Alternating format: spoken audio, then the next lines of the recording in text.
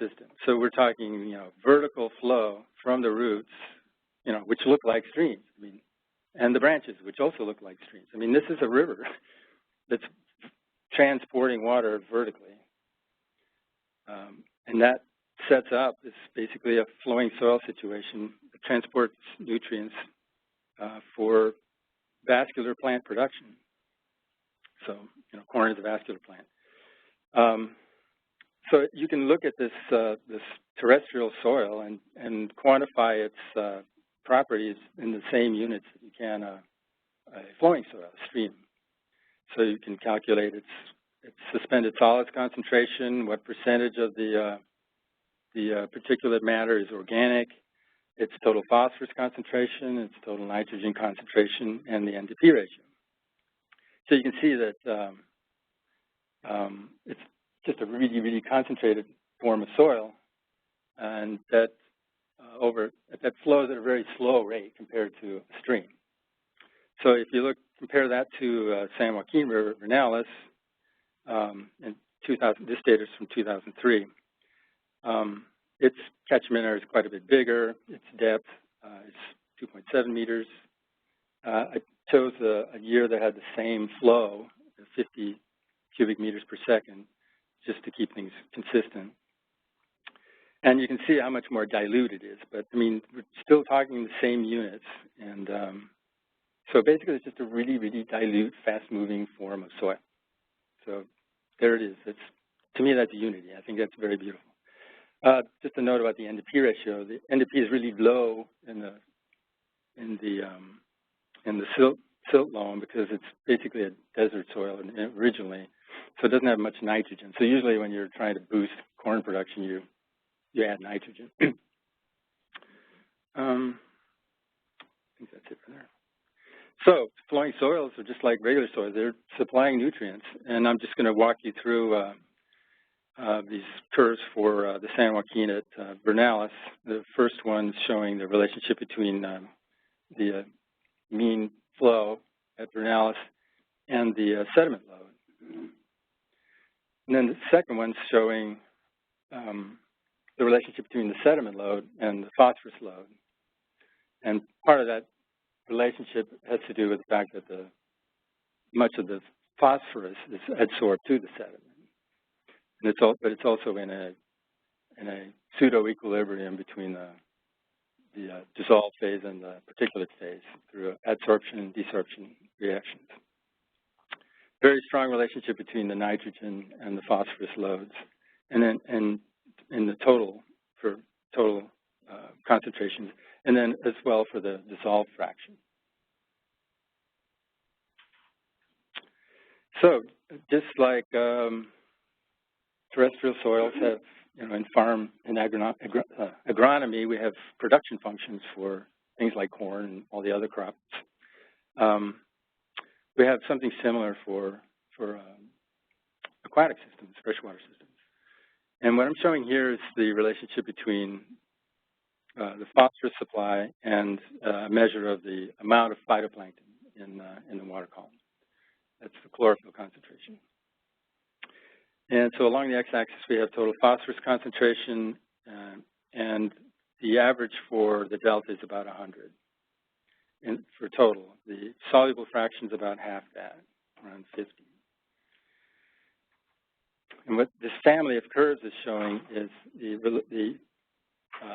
these are among system relationships based on about 300 observations for streams and rivers all over the world, but most of them are north temperate relationship. So this relationship is basically showing sort of the expected value of chlorophyll at a given level of phosphorus for very small streams with catchment areas of less than 100 square kilometers, and then the middle curve is showing the expected yield for a river the size of the delta, over 100,000 square kilometers. And then the third curve, the highest one, is for lakes. And then the asterisk is showing basically the best you can do. That's the perfect score for algae. Chlorophyll phosphorus ratio of 1 means you've basically taken up all the phosphorus that you could possibly take up that's in the system. It's just the way the stoichiometry works. I didn't plan it that way. So this talks about unity, and we end up, perfect score is 1. So, and there are a lot of other coincidings like that. So let me walk through the other data points on here. The blue ones show the Sacramento River, and I can't read that from here, but I believe that's in 2011, so that's a wet year. And the other one is for 1977, which was a critical year. So we see two things. One is that there's a lot less phosphorus in the system in 2011 than there was back in 77. And so that's part of the reason why the chlorophyll is lower, but the main reason is that it was a critical year, so there wasn't very much washout. It probably was settling, but so the washout was much, much lower in a dry year or critical year than in a wet year. So then the other data points that I'm plotting here are for the Delta-Mendota Canal, which of course draws its water from the southern delta. So it's kind of a mixture of Sacramento water and San Joaquin water. And this shows what the chlorophyll was and the phosphorus was back in, I think that's 73, something like that. Anyway, it was work done by the Bureau just in that one particular year.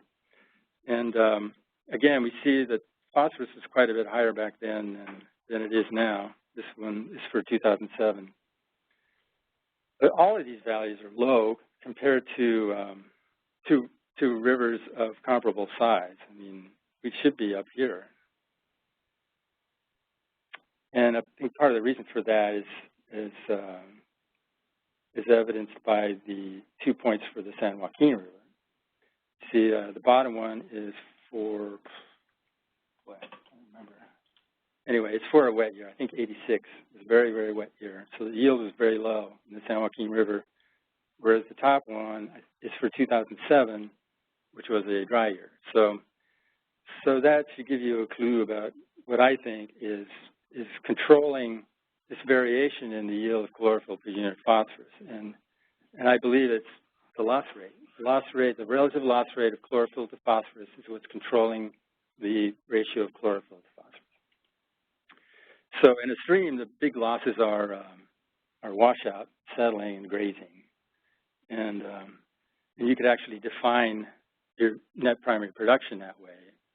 If you know that there aren't too many other losses to account for, you could come up with an operational definition of your net primary production by just calculating the flow, concentration, multiplying them, and if you can figure out how much is settling out, just add that, and boom, you've got your net primary production, which is a very different way of doing it than sort of the traditional way, which would be to grab a small sample of the water, put some radioactive carbon in it, and measure over 2 or 3 hours how much the phytoplankton in that bottle assimilate, and then extrapolate from there.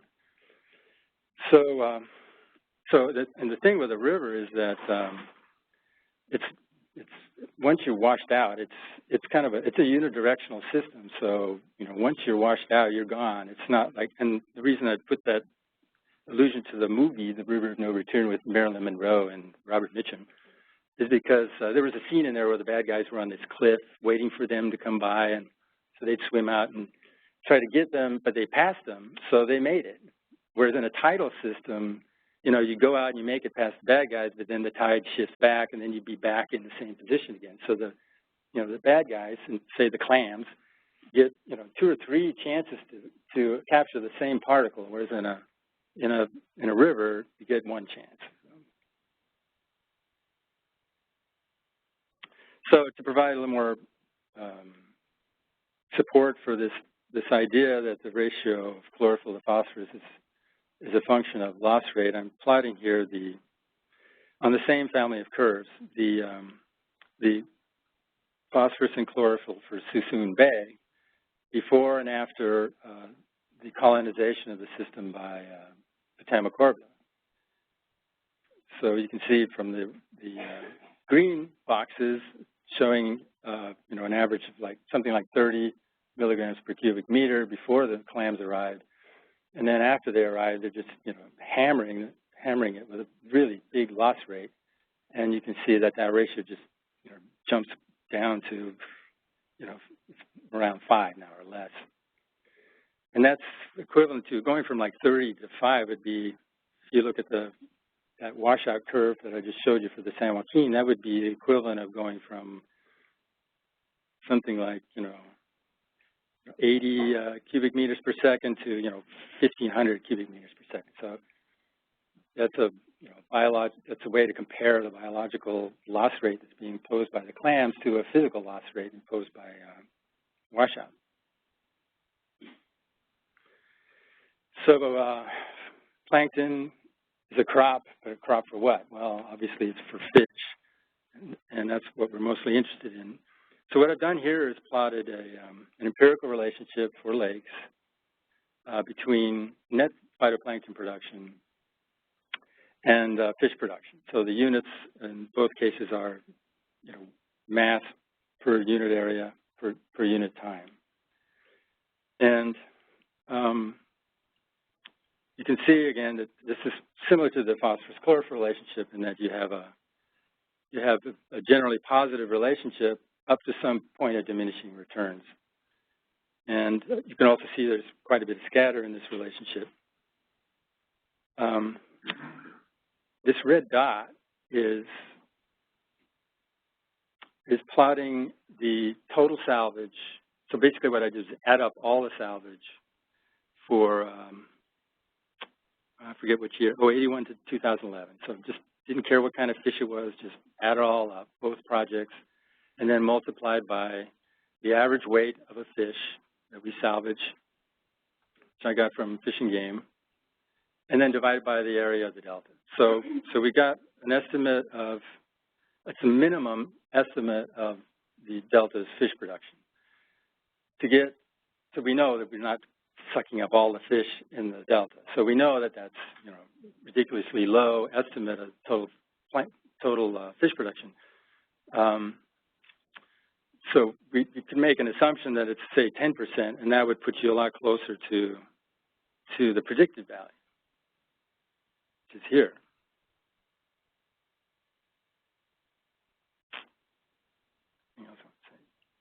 So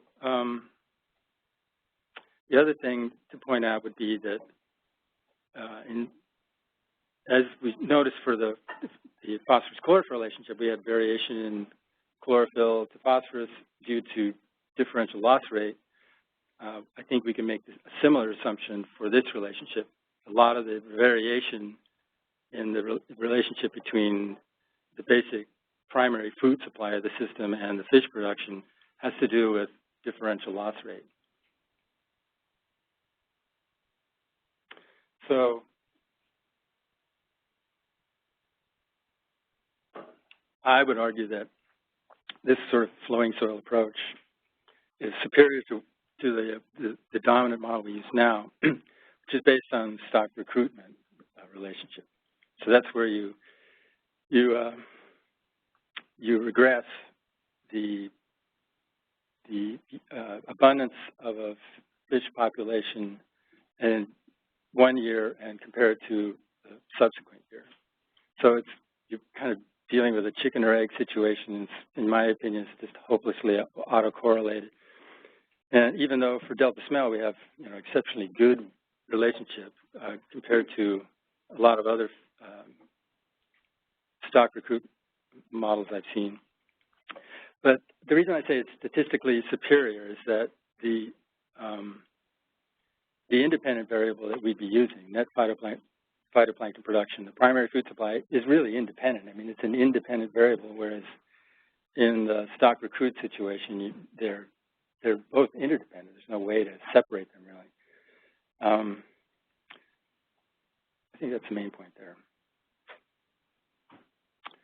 So as I said, I think the variation, or much of the variation in this ratio of fish production to phytoplankton production has to do with differential loss rate due to predation, export pumping, competition. And so I'm saying it's analogous to the situation here with the clams. So we could have a system that's operating at some average level, so this would be sort of the average expected level. In this case, for fish, it's here. So just as we introduced this massive loss rate and lowered the yield of chlorophyll to phosphorus,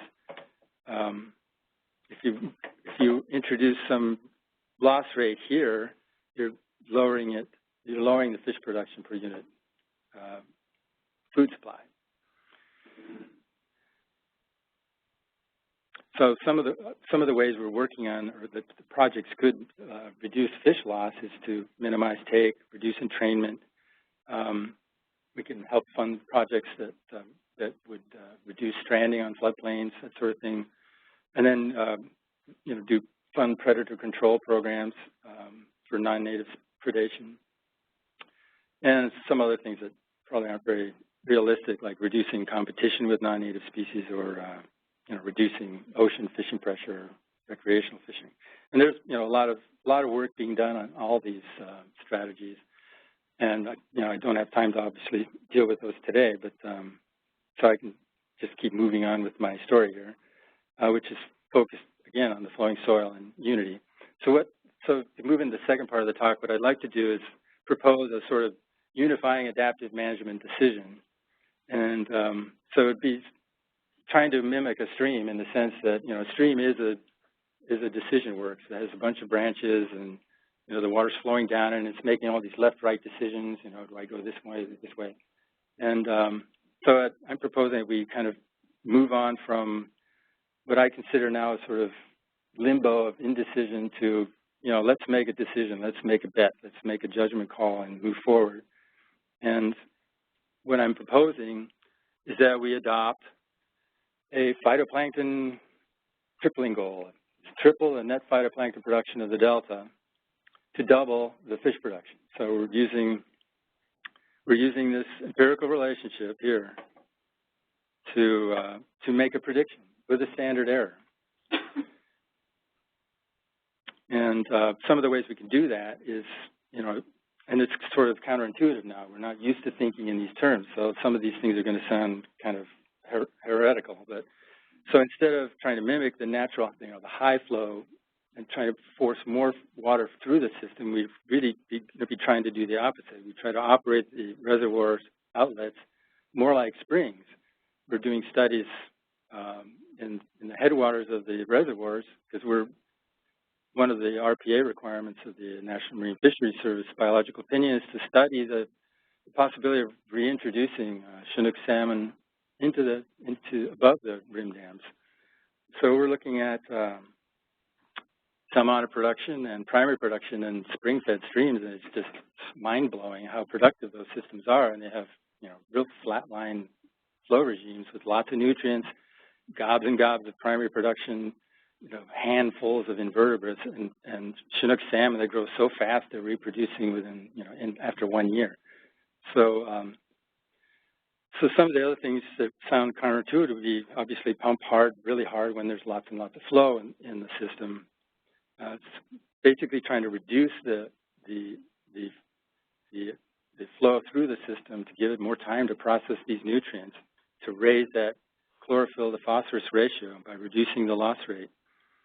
And obviously other things we can do is fund land dereclamation upstream, so we can actually produce more food to put into the delta from upstream.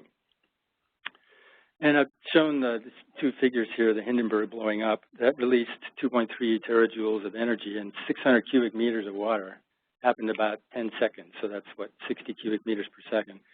If you take all the chlorophyll, all the suspended algae, phytoplankton, in the delta, just instantaneously, and to collect it and ignite it, it would release 13 terajoules. So that's like 6 Hindenburgs. So the point is that when you increase the phytoplankton production of the system, you're literally increasing its biological energy. And all of these, and the nice thing about energy is that it is a unifier also. I can compare, the electricity generation at Shasta to, the energy consumed at Tracy pumping facilities, to the energy that's released by the Hindenburg blowing up, to the energy captured by the sun by the phytoplankton, captured from the sun by the phytoplankton. So all of this is energy. It's all interconvertible, and everything we see around us happens because things are exchanging energy. And energy is just a fancy word for work.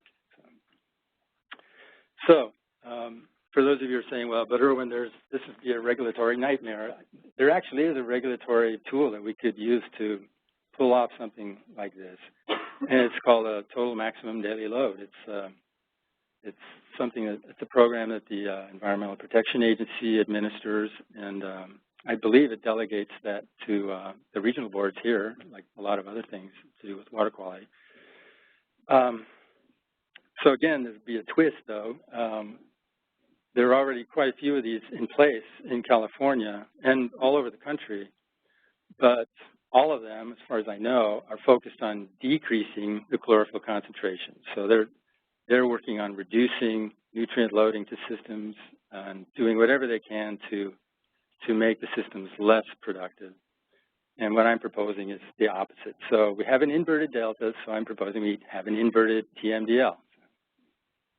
So this would be the target, the new target for the delta. We'd be trying to go from this almost ultra-oligotrophic state of 5 milligrams per cubic meter to 15, which is really moderate. It's a really nice level. Just for comparison, Tahoe is like way down here. It's like ocean water. It's really, really, really ultra-oligotrophic. And but it has a TMDL to reduce phosphorus loading as a way to reduce its chlorophyll content. So we want to, in that case, we want to keep it really, really clear, just I think mostly for aesthetic reasons, but also I think to preserve the system the way it was in the past. This is showing Clear Lake as it is now, and the target for that is to bring it down here somewhere. This, I couldn't plot where the Klamath is now because it's like way off to the right. It's like the TP there is like 400 or something. So, but this is the target for the Klamath. This is what they're shooting for. And again, for reference, this is the perfect score. I mean, this is for algae. This is what they're shooting for. In fact, this is what pretty much the ocean is capable of doing. It's pretty much operating in perfection. So the ocean is perfect. We have all this perfection around it.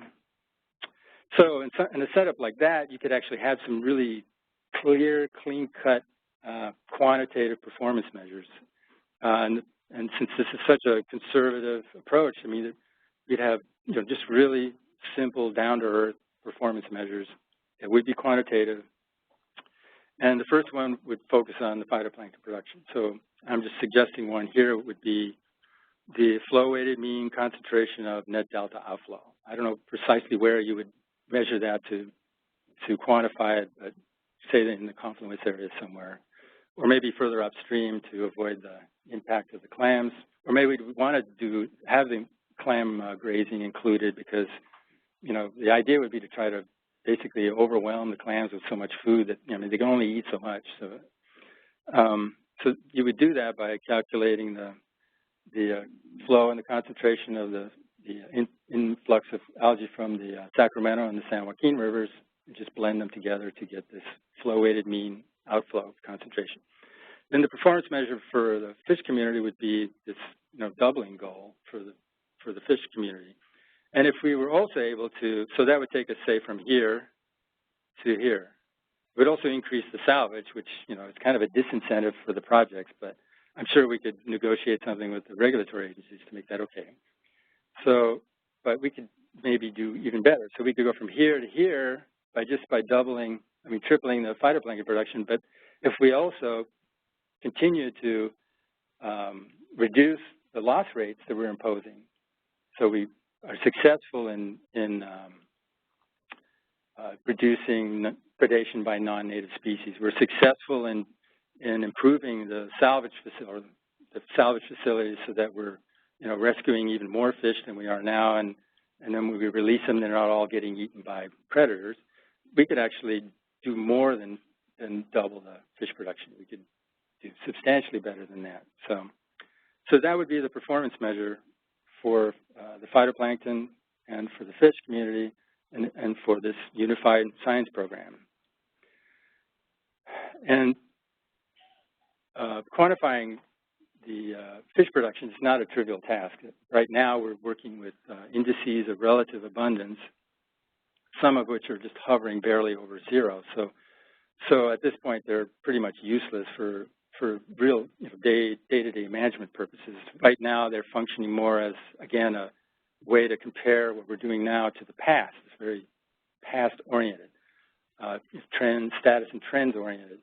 What I'm talking about is much more forward-looking, and one of the ways, I think probably the only way we can hope to conveniently at least get an estimate of the absolute abundance and move away from indices to measures of absolute abundance, which is what all the models are calling for, is this new technology. It's basically taking digital images of fish and putting them in a computer, and the computer software is able to record this image of the fish and store it, so that when you recapture the fish, take a picture of it again, put it back in the system, the computer will make the match automatically and tell you, where you caught that fish before. So the idea in this case would be, for example, to, at all the hatcheries, we have tagging trailers that measure the fish, insert a coated wire tag, and clip the fins.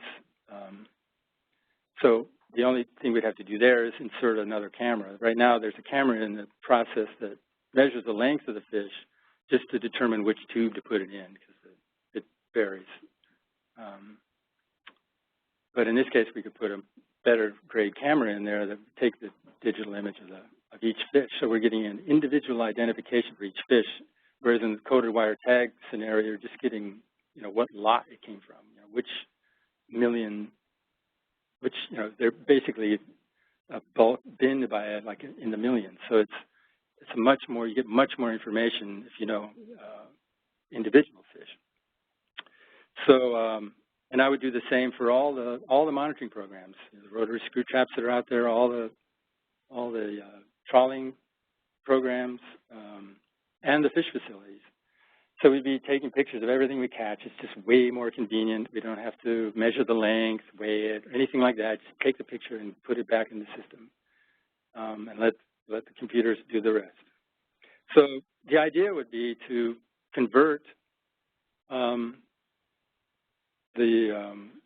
not only the projects, but also everything else that's going on into scientific infrastructure of the system. So this is what I'm talking about when I say beefing up the relationship between operations and science. We're making, everything part of the science infrastructure. So it all becomes part of a unified adaptive management strategy.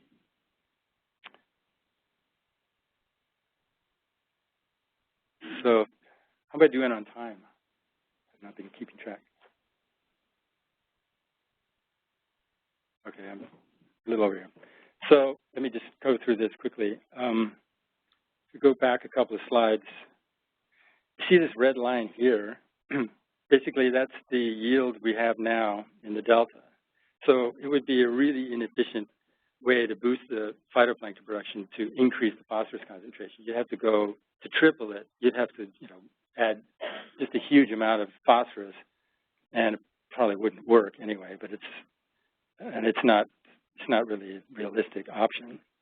So, obviously the better way to do it is to reduce this loss rate and to increase the amount of phytoplankton we send to the system.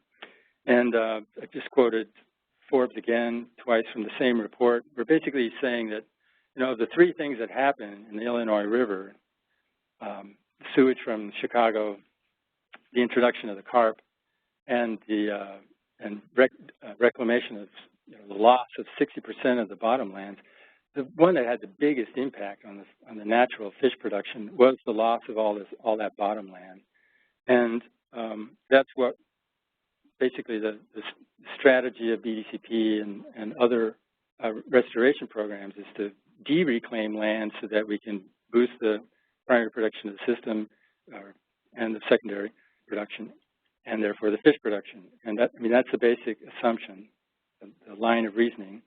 And, you know, one of the hot spots for all this, of course, is the North Delta, the so-called Cache Slough Complex, Liberty Island. Those are all sort of synonyms for that general area. And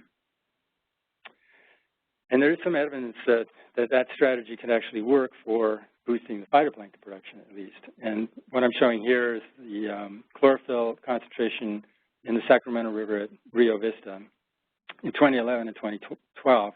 2011, we had a fall bloom, which hadn't happened for probably 20 or 30 years before that. And then in 2012, we had the same thing. And this stretch of the system here accounts for something like, you know, 20% of the volume and the surface area of the delta. So this is not a trivial increase in the energy of the system. And what we have for 2012, we've been doing these longitudinal surveys where we go from Antioch all the way up to the top of the ship channel up here. And then we map, because we have continuous chlorophyll measurements all the way, and boat samples it continuously. So we were able to do plots of chlorophyll concentration. And basically what I'm trying to show here is that in the fall of 2012, we had this real hot spot in Prospect Slough. And we had this bloom along the main stem. So this provides some circumstantial evidence, at least, that the seed source for this bloom came from Prospect Slough, Cache Slough. I mean, we didn't measure the other ones, but assuming that they were doing something similar, this was a hot spot for phytoplankton production. And even if it was just tidal exchange, although I think there was a net outflow from the system, it shows an intimate linkage between the two. So I think that's a promising strategy.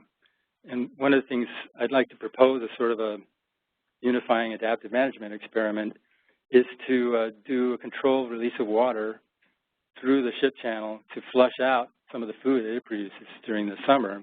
You can see during the spring and summer, we have a lot of phytoplankton production in the ship channel. It's a really interesting system because we have longitudinal segregation between, we have a turbidity maximum, salinity maximum, and then the food maximum, very high chlorophyll, very high zooplankton production.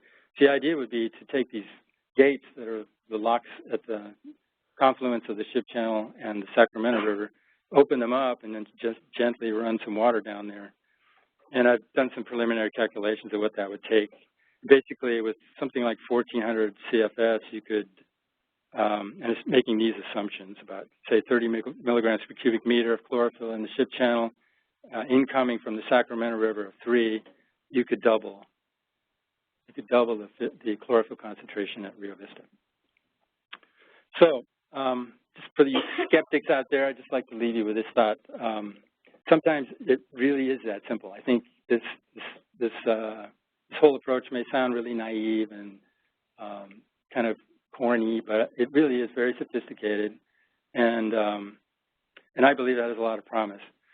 I'm showing two things here. I'm showing the same phytoplankton production fish relationship that I showed earlier, but I'm also showing one from a publication by Peter Moyle's dad, Moyle Sr., that shows the relationship between phosphorus concentration and fish standing stock. So this is, and it's based on 4 observations. So obviously he wasn't saying that fish need phosphorus. The implication is here is that systems that are more productive produce more fish.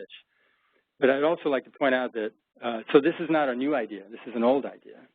But this represents quite a bit of progress for several reasons. One is that the units on each axis are consistent. We have production on the x-axis and production on the y-axis, whereas here we've got a chemical concentration on the x and standing stock on the y. So it's just statistically not a very good relationship for that reason. The other reason is that it only has 4 observations, whereas this one has 17. So, and I'm quoting Schrodinger here, basically saying all physics is statistical physics. So that means that, anything we're doing has to be statistical too. So that means you want high sample sizes and you want your independent variables to be independent. So I think that is all I have. So summary slide. I think you can read the differences between the approach I'm proposing and what I view as the present approach. My emphasis is on unity and integration, whereas the current emphasis is on mechanistic understanding. I'm proposing one conceptual model, whereas now we're sort of laboring under dozens of them. I've provided a prediction with a standard error, whereas now we have scenarios that are models that produce scenarios, but not quantitative predictions. One decision, one unifying adaptive management experiment. So, and here's the sort of ironic conclusion is that I think what we need to do then is create 2 science programs instead of 1. And I know it sounds counterintuitive, but it's emulating the stream. When the stream encounters an obstacle, it doesn't try to drill through it. It's not an analytical approach. It doesn't try to split the obstacle in half. What it does is it splits itself and embraces the obstacle and nibbles around the edges, so that you end up with this sort of nice island in the stream, whereas with the other approach you end up with a bunch of rubble. So I'll just let you decide which approach you think is going to be more successful. I think it's mine. So anyway, with that, I will. If there's time, I'd like to entertain any questions. Thank you.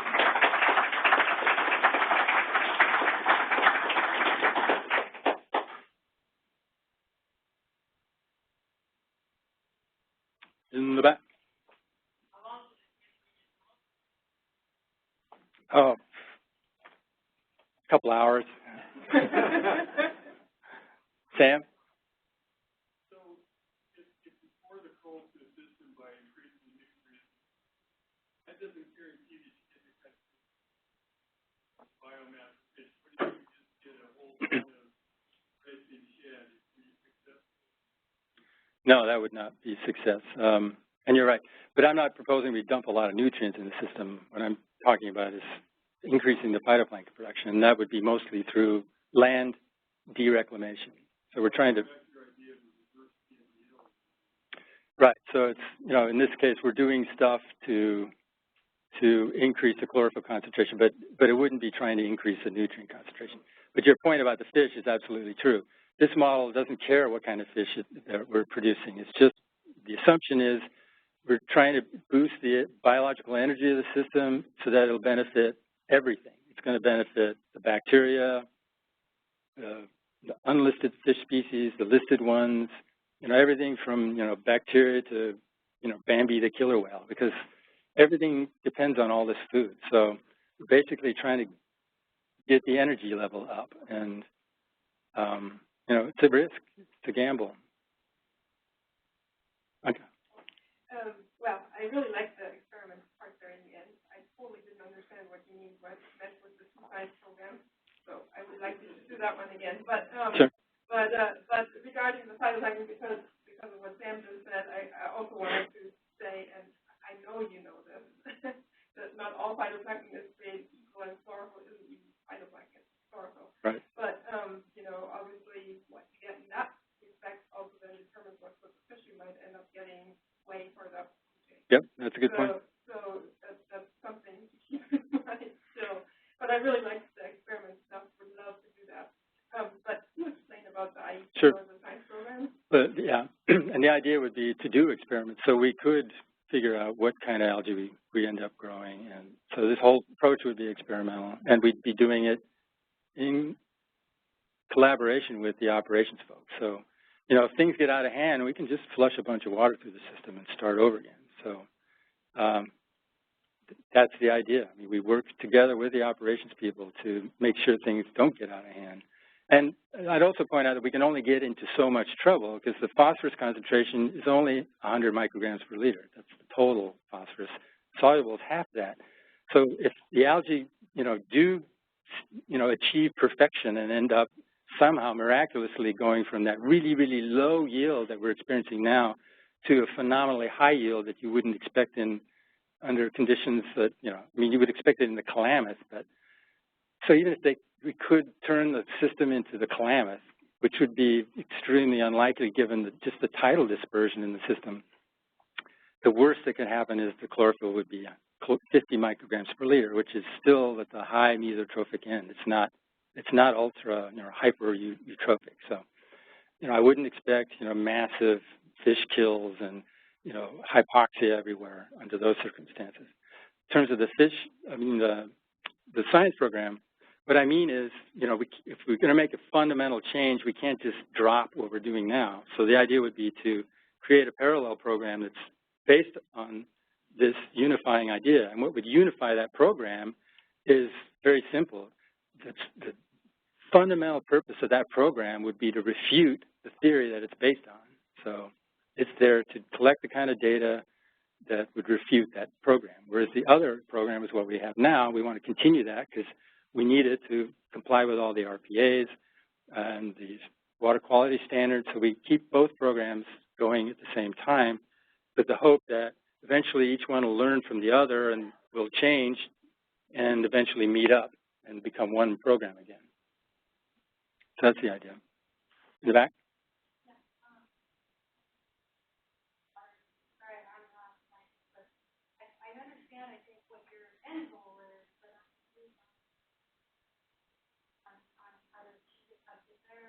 I heard two things. You were talking about reclamation, some aquatic habitat, but then you were also talking about putting water down in deep water ship channel. One or the other, or both? It would be both. The ship channel would be an experiment we do to see how much we understand about the relationship between hydraulics, nutrients, light, temperature. So we would be doing experimental manipulations that we can control. So we learn from those experiences. And that could end up being a tool for boosting production downstream. No, because there are others too, like the San Joaquin. We can manipulate flows through the South Delta because it's a very productive place. But right now, all of that production gets sucked out by the projects. And part of the reason for that is because we're trying to protect salmon that are migrating from the system at precisely the time of year that, we should be. Will you try one and then test it later on?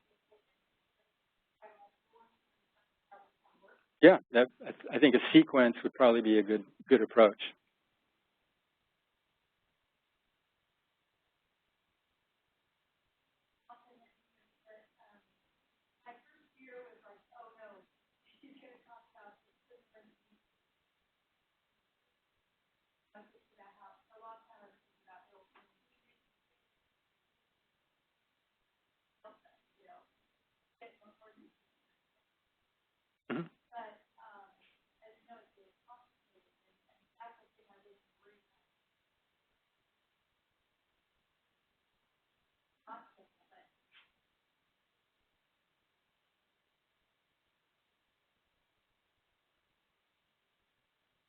Mm-hmm.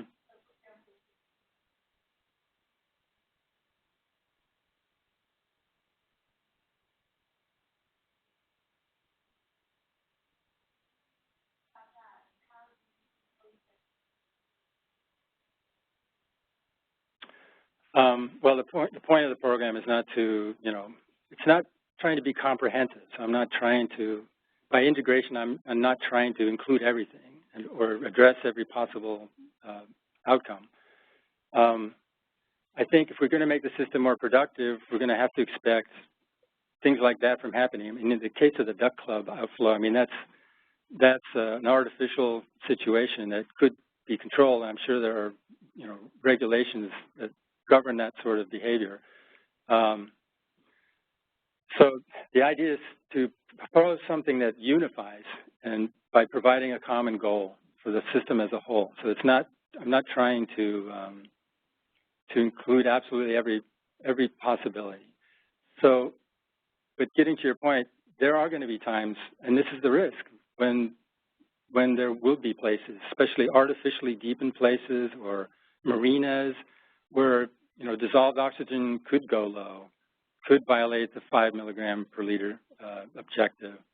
And that's just the price of making the system more productive. There's this tension between, making it very productive and making it, gene clear. I mean, most people think a good system is one that's gene clear and doesn't have much phytoplankton production, and it's not very turbid, right? So, and that's not a good place to grow a lot of fish in, and that's not what the delta was historically. And even prehistorically, there must have been just vast tracts of areas that were hypoxic, because that's how peat soils form. I mean, oxygen is a really nasty gas, and it's the only reason that organic matter can build up is because the system has worked out a way to protect organic matter from the ravages of dissolved oxygen. I mean, look at all these wrinkles in my face. I mean, half of those are from oxygen. Chris?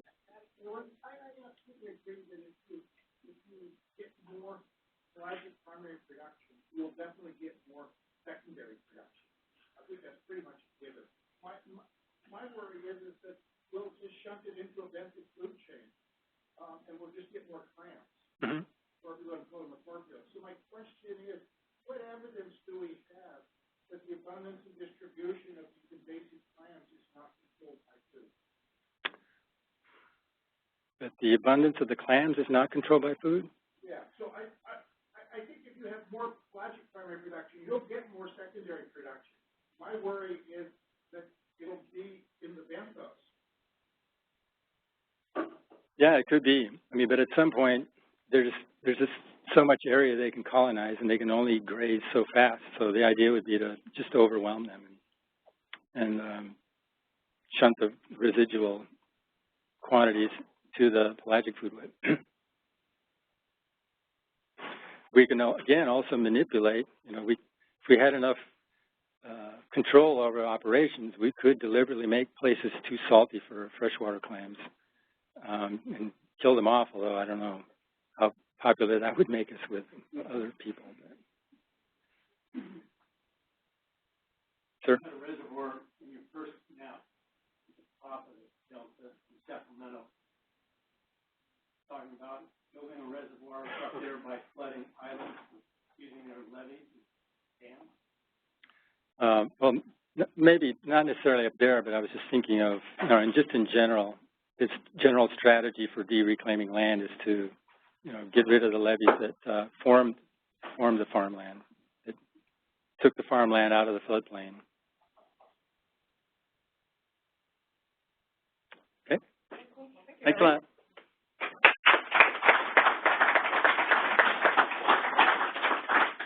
For your information, the PowerPoint presentation will be on the Delta Science Program website in a couple of days, so you want to look at it again. And thank you all for coming, and please keep checking the website for the next round back in April. Thanks for coming.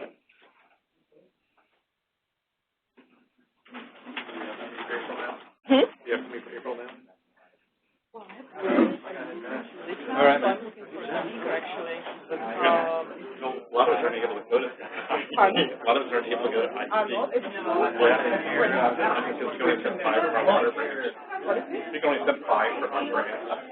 Yes, you can only send 5 people from our branch. Well, Monday, right after that, okay. Well, if we get somebody else, it's great, but I don't. We have some ideas. Some people from our room, from our office, not that big number of people, but anyway, yeah, right. Yeah. Looking at a couple others.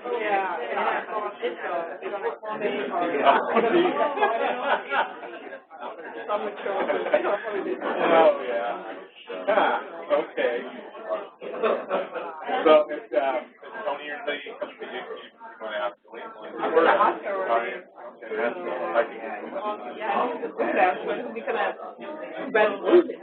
Yeah, I was wondering who's how to know what's on the schedule from IEP. That, Oh, they have, yeah, I don't know if that's decided to not. Yeah, I think possible those like kind of biology or anything else, or maybe water quality could be good. Yeah. Okay. Open. All right. So I guess it's supposed to be the last day, probably. Oh, we have 12th of March to figure out. Yeah. Yeah, we just started. Yeah, this is early. Yeah. Yeah, we just very early. Yeah. So Another one kind of